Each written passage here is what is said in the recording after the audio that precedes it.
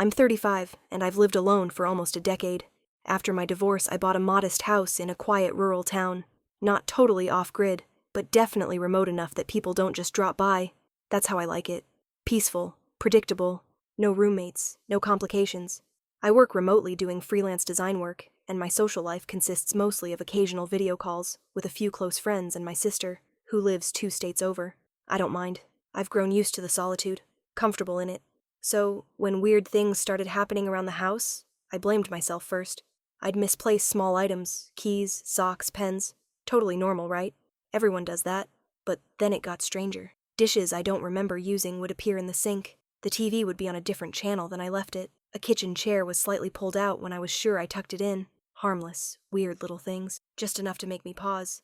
But the moment I truly started questioning my reality, the night I woke up to the sound of the shower running. I hadn't used it that. I always shower in the mornings, and that day was no different. Live alone. I double-check all my faucets, locks, and lights every night. It's part of my routine. But at 2:13 a.m., the pipes groaned awake, and I heard water hitting porcelain. I froze, stayed in bed for a full 5 minutes, heart racing, listening. Eventually, it stopped. No footsteps, no creaking floorboard, just silence again. The next morning, I walked into the bathroom like I was stepping into a horror movie. Everything looked fine. No puddles, no fogged-up mirror. But the towel I keep folded on the rack? Damp. I tried to stay logical. Maybe a pipe glitch. Maybe I hadn't noticed something. I was tired. Stressed.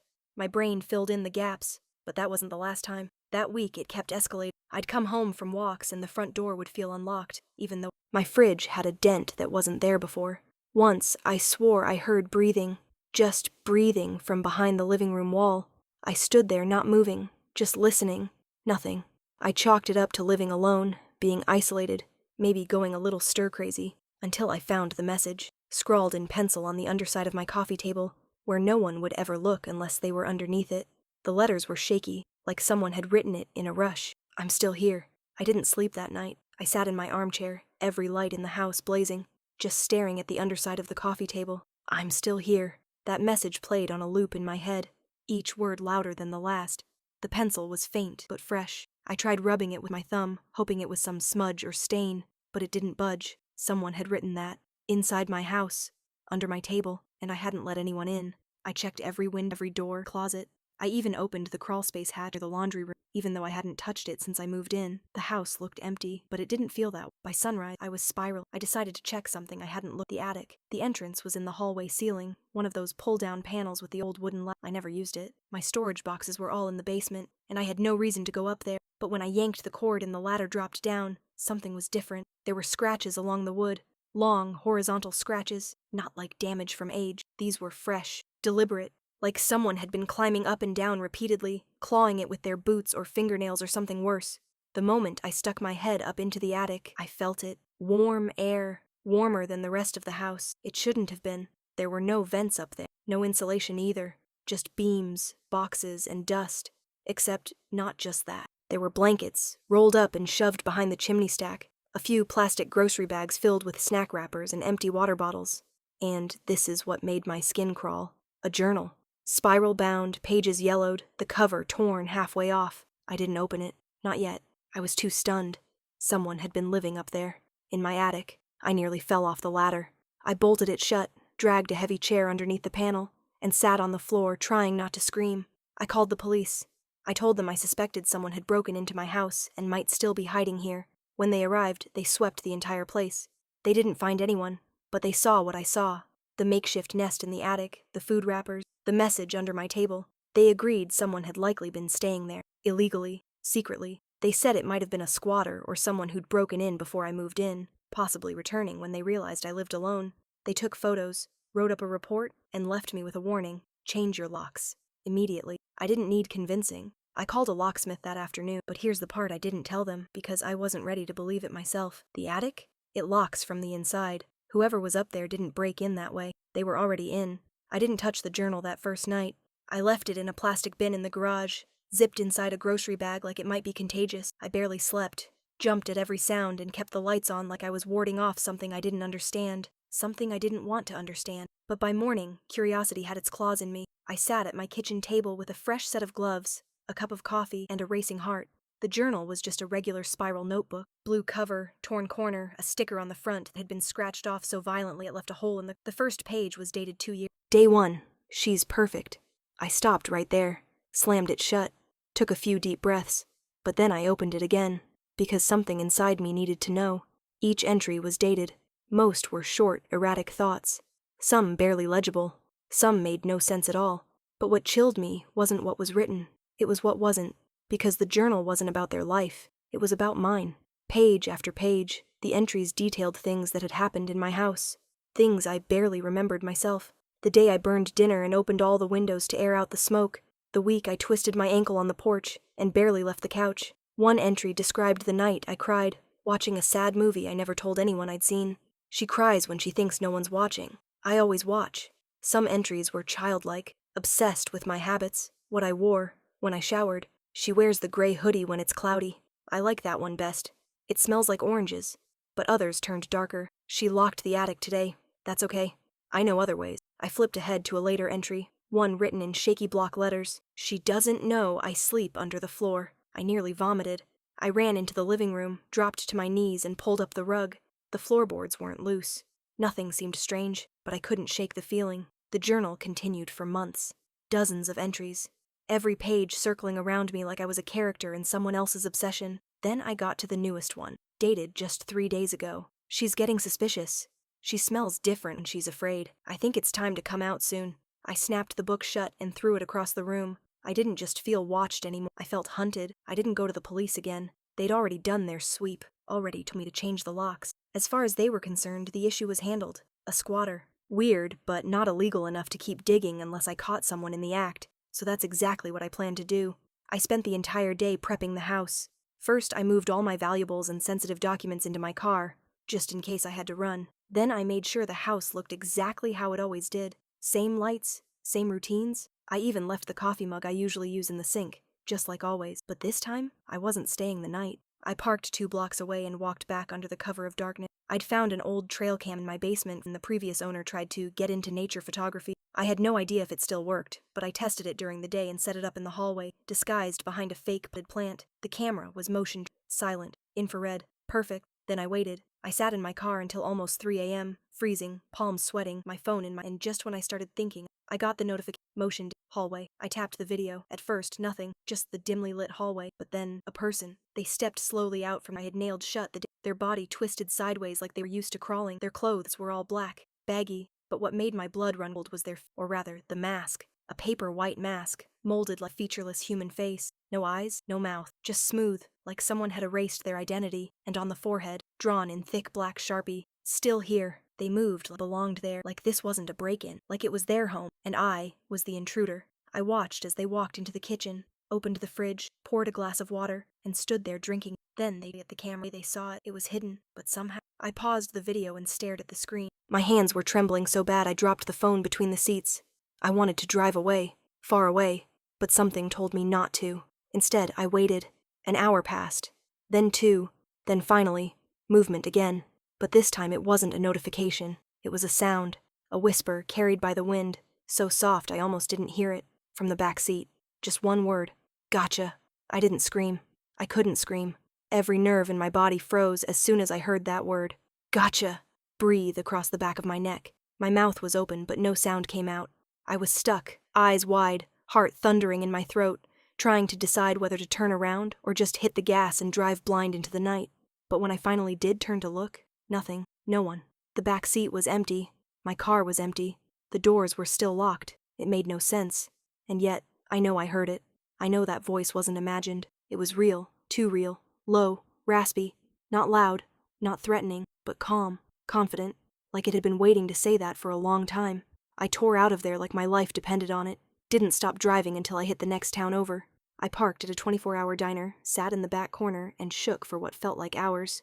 Unable to even lift the mug of coffee the waitress set down in front of me. Eventually, when my hands stopped twitching, I reviewed the footage again. The person had walked down from the attic, but the attic hatch was still nailed shut. I'd double-checked it before leaving, and then it clicked. They weren't using the attic entrance anymore. That was a performance. For the camera. A show. They wanted me to see that, which meant they had another way in. When daylight hit, I drove back, carefully, cautiously, and pulled around the back of the house. I didn't go in. I just circled the property, searching every corner like I hadn't before. That's when I found it, behind the shed, hidden under a slab of warped plywood. covered with old branches and dead leaves, was a narrow hatch door, rusty hinges, old bolts. I pried it open with a crowbar. It led under the house, a crawlspace, dark, damp, cramped.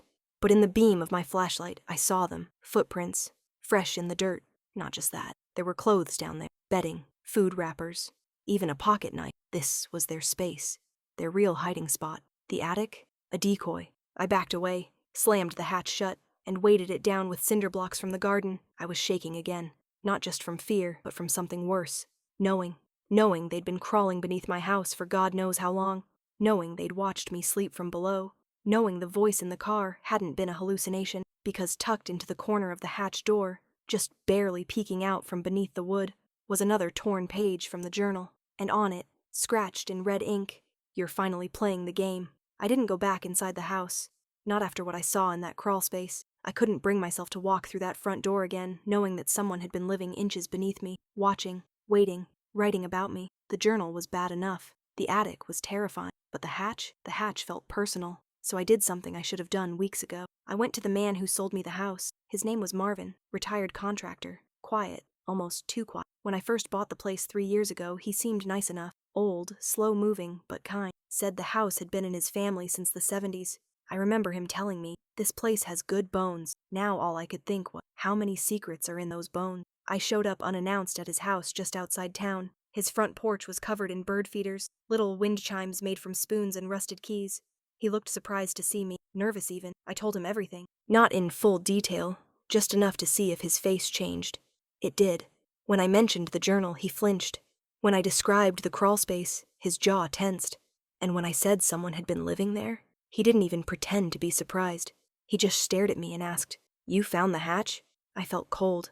I asked him how long he'd known. He sighed, looked over his shoulder like someone might be listening, even though we were alone. Then he said something I'll never forget. "You weren't the first to ask about noises, about things moving, but you're the first one they liked." They. I pressed him, asked what the hell that meant. He got quiet again, then finally sat down on the porch swing and started talking. Real low, real slow. He told me the house was built by his grandfather. During the Great Depression, when money was tight and families were bigger, the crawlspace wasn't just for storage. It had been used as a hiding spot, a sleeping space, a place to disappear, and apparently, someone never left. Marvin called them the guest. He said the family didn't talk about it, but there were always stories, the feeling of being watched, food missing, furniture slightly moved, a whisper when no one else was around. He said his mother used to leave out bowls of milk behind the furnace, not for a cat, for them. He never saw the guest himself, but his older brother did, once. Said he woke up and found a figure standing in the hallway, perfectly still, wearing a burlap sack over its head. By morning, it was gone. No sign of a break-in. When his parents found out, they told him to never speak of it again. I asked him if he thought the guest had left after all these years. He looked me dead in the eye and said, "I think they're still there. I think they're lonely." I drove home with Marvin's words rattling around in my head. They're still there, and they're lonely. It wasn't just disturbing, it was absurd, like something from a nightmare. But I couldn't deny it anymore. The scratches, the journal, the voice in the car, the masked figure drinking from my fridge like it was their house. It was their house, and I was the intruder. I parked down the road again, couldn't bring myself to pull into the driveway. The house just sat there, silent and still, like it was watching me now, waiting, daring me to come back inside. But I had a plan. I'd remembered something from the journal, a page I'd only skimmed before I threw it across the garage. I went back and dug it out. It was one of the last entries, sloppily written, barely readable, but the word that jumped out at me was below. She doesn't know what's below. She walks right over it. I laugh when I hear her pacing. She's always right above me. I'm always right below. And in the corner of the page, a rough little sketch, crude lines, arrows pointing behind what looked like a water heater. My basement. I went down there slowly, one step at a time. The air was thick, heavier than it should have been, like the house itself was holding its breath. I scanned the concrete walls until I got to the furnace and water heater. Nothing looked out of place. But when I tapped along the wall beside them, solid, hollow, there was something behind it. I checked the blueprint I still had from the home inspection folder. That wall was supposed to be structural, load-bearing, nothing behind it but packed earth. And yet, there it was, a section of drywall that didn't match the rest, poorly patched, slightly bowed out, as if it had been opened before. I grabbed a crowbar from the garage and came back, hesitating only for a second before I plunged it into the seam and pried. The panel cracked with a groan like it hadn't been touched in years. Dust poured out. So did the smell. Old, damp, rusty. Like blood and mold had married and raised a family back there. I aimed my flashlight into the darkness. At first, I didn't see anything. Just a small crawl space, lower than the main basement floor, dug directly into the dirt, almost like a burrow. But as my eyes adjusted, I saw something more. A room. Tiny. Just large enough for someone to crouch. Lined with blankets, bags, and stacked plastic containers. There were dolls. Not cute ones. Homemade. Button eyes. Twisted yarn hair. One was wearing a sweater that looked just like mine. And pinned to the dirt wall, on a string, photos. Of me. From behind. Through windows. Sleeping. Brushing my teeth. Eating cereal. Hundreds of them. And below the photos, something even worse. A hole in the dirt, wide enough to crawl through, lined with wooden planks, and what looked like teeth jammed between them, and a note beside it, taped to the wall. If she finds this, it means I'm ready. That's when I heard the door upstairs creak open. Not the front door, the one to the basement. The basement door groaned open, not slammed, not swung, just a slow, deliberate creak, like someone wanted me to hear it, like they were announcing themselves.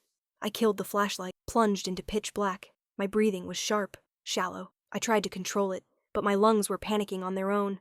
I couldn't move. I was still crouched in that hidden room, dirt floor beneath me, walls closing in, surrounded by those awful, stitched-up dolls and pictures of my life that I never knew were being taken. Then came the footsteps. Soft, barefoot, one step at a time, across the creaky wooden boards at the top of the stairs. I backed further into the crawlspace, inching toward the narrow hole in the dirt. I didn't know where it went. I didn't care. Anywhere was better than here. But just as I reached the edge of the hole, my hand brushed something cold. Another mask. But this one wasn't blank like the one in the hallway video. It had features. It looked like it was my face. Roughly molded, but unmistakably mine. My eyes. My mouth. My nose, sculpted from papier-mâché or God knows what, with tiny scratches etched around the smile. I dropped it like it burned me. That's when I heard it. A whisper. Not in my ear this time. From inside the crawlspace. I knew you'd come. You always do. I turned, eyes wide, trying to see into the blackness. I couldn't, but I could hear breathing. Close. Then something moved. I heard the shift of fabric, a scrape, and slowly, so slowly, a figure emerged from the far end of the tunnel. They were crawling on hands and knees, wearing the white mask again, the blank one. But now, up close, I could see the hair sticking out from beneath it. Gray, wiry, not old, rotted. They stopped just a few feet from me and tilted their heads sideways, studying me. Their silence was somehow louder than any scream. Then, finally, they spoke again. I left you gifts. Did you like them? I couldn't speak. My throat was frozen. My muscles refused. They reached into their coat pocket and pulled something out, held it toward me in the dark. I knew that object. It was my toothbrush, the one I lost weeks ago and chalked up to a clumsy mistake. They giggled, a soft, childish sound, pleased. And then, as I took a shaky step backward, they crawled a little closer and said, "You live so loud, but now you hear me." I did the only thing I could think of. I screamed. Loud, raw, full of every ounce of panic I'd kept buried for weeks. And then I ran. I don't even remember climbing out of that crawlspace. I just remember hitting my shoulder on the furnace, smashing through the basement door, and sprinting barefoot into the street. I didn't look back, because I knew they'd be watching, smiling behind that mask.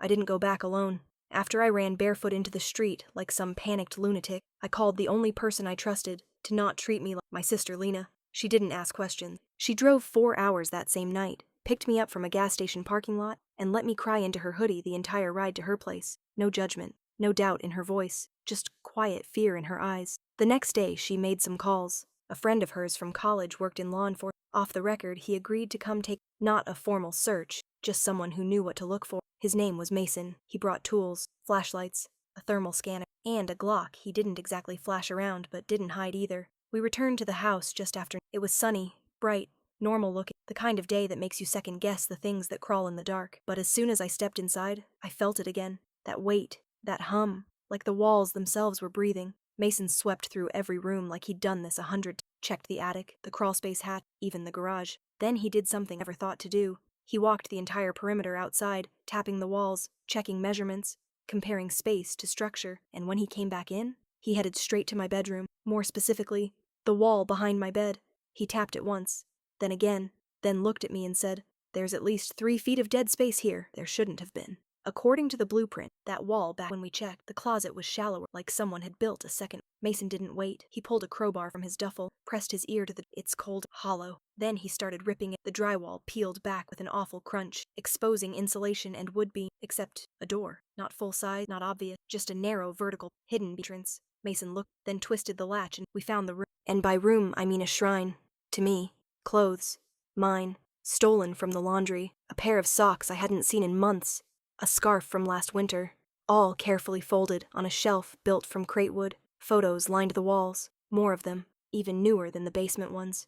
Me brushing my hair, me on a Zoom call, me sleeping. A pair of my underwear were framed on the wall. But the worst thing? In the center of the room was a small mattress. On it, a body pillow with my face printed. Someone had a custom case with my Facebook. The image was stretched, grainy, unmistakably. There were lipstick stains on it on the floor, different from the journal we opened. Only one sentence was written, over and if I become her, she'll never leave. We sealed the house for 2 days. Police came, real ones this time. They didn't doubt anything once they saw the hidden room behind the shrine, the photograph, the pillow. They were as horrified as we were. There was something else in their expressions that chilled me. Pity, like this wasn't the first time they'd seen something house like mine, but somewhere close enough to ask why. They dusted for prints, set up motion sensors, cameras, but no one had no masked face, no body crawling from the walls. For a while, they'd slipped back in cracks between places, but something still felt off. I kept remembering one thing from one sentence that I had skipped, but now played in my mind on a loop. She always forgets the mirror. The house had one large mirror in the hallway, antique, built into the frame.